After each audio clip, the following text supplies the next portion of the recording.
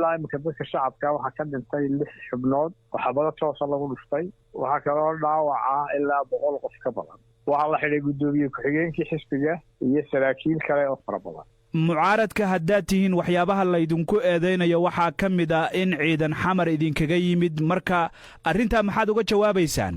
waxaan kaga jawaabaynaa waa been cad oo sal iyo raadsoona lahayn wax cadaynana aan lahayn markaas taasaan kaga jawaabaynaa markii ugu horeysayna maaha oo ninkaa wasiirka sheeganaya oo dee been sidaasa sheego oo shacbigu waa ka dhegeysan yihiin maalin walba inuu dadka waxaa wax lamida la hor yimaado eediisu maanta inuu ku xalaashanayay dadkaa uu laayay maanta iyo dalkan uu gelin doono dagaal sokeeye ayay ahayd eediisu inuu ku xalaashanayay booliisku wuxuu sidoo kale ku eedeeyey taageerayaashiina in ay hubaysnaayeen oo 62 askari ay ku dhaawacmeen Ceergaabo Hargeysa iyo Burco qaarkoodna ay hadda jiifaan isbitaalada marka ma sida ayaad xal u aragtaan madaxda ma aragnay warkaasina waa been waxba kama jirin siidiyada waa daawo doontaan dadku qof qura hubsi kuma jirin dadku siiriyay siteen askartu markii ay dadka waxba galabsan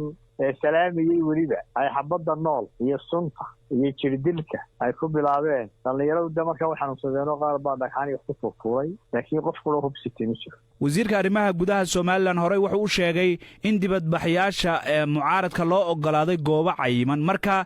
ma goobihii ayaad ka gudubteen oo sidaa ayaa qasaaraha keentay mise waxaa jira qaab kale oo wax u dhaceen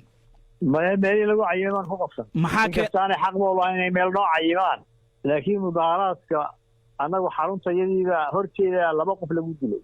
albaabkii xafiiska iyaga ayaa boolisku 2 qof ku toogtay meeshii ay ku qabsadeen laftigeeda ayay dadka ku laayeen fasaas ku furayeen xilxidayeen garaacayeen waa meeshii ay lahaayeen ku qabsadeen laftigeeda bay 2 qof ku dileen laakiin hadda dhibaatada dhacday soo adinka laftiinu qayb kuma lihidiin anagu maxabadana sideenay cidii haleysayda mas'uuliyadda leh waxa la ninka wasiirkii xanjabayay ee dhiiga dadka xalaashanayay iyo ciidankii amarkiisa khaldan qaatay baa mas'uuliyadda laakiin meesha xabadda laga ridayay ama ay imaan kartaba in xabadu ka dhacdo soo adinku maadna tagin anagu xabadna ma naasiden waxna sabab xabad loo ridaale ma bay jirin amar la soo siiyay in dadka la laayo waana la laayay inagu taa ma hayno oo meel amar lagu soo siiyay hadda ma hayno waayahay waxaad hadda noo sheegtaa maxaad doonaysaan oo aad ku qanacdaan annagu waxaan ku qanacnaa sharciga loo soo noqdo doorashooyinkooda waqtigooda la qabto caburinta iyo cagajuglaynta iyo dadka la xidhaya maalin walba in laga daayo oo xuquuqdooda aasaasiga loo daayo oo kaligitarnimada laga daayo sidaasaan ku qanacnaa dibadbaxyadan hadda dhibaatooyin ayaa ka dhashay adinkuna dibadbaxyadii ayaad leedihiin waa dhigaynaa dawladdiina dabcan iyadu ma ogola marka ma joojinaysaan hadda mise waa sii wadaysaan dibadbaxyadu way soconayaan waa xaq dastuuriya habeen bay dhici doonaan maalin bay dhici doonaan saacad bay doonaan bay dhici doonaan waanay soconayaan ilaa dawladdu ku soo noqoto nidaamkii iyo kala dambayntii iyo doorashooyinkii iyo dimuqraadiyaddii iyo caburin la'aan ilaa ay ku soo noqoto way socon doonaan marka taa micnaheedu ma waxa uu noqonayaa in dhibaatooyinka iyo khasaaraha ka dhalanaya ay sii socdaan anagu si silmiyaan ku soo baxaynaa dee khasaaraha xukuumadda geysanaysa waana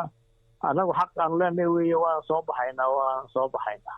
waanay soconaya si kale miyaadna wax ku raadin karin xal kale oo ama waddo kale sidii kale xukuumaddu way diiday waad ka warqabtaayoo muranku markuu dhacay ergooyin baa isxilqaamay xukuumaddu way diiday gudoomiye baarlamaanka iyo gudoomiye guud ee isxilqaamay xukuumaddu way diiday marka sidee kale dee bannaan si kaloo bannaan oo mudaharaad ahayn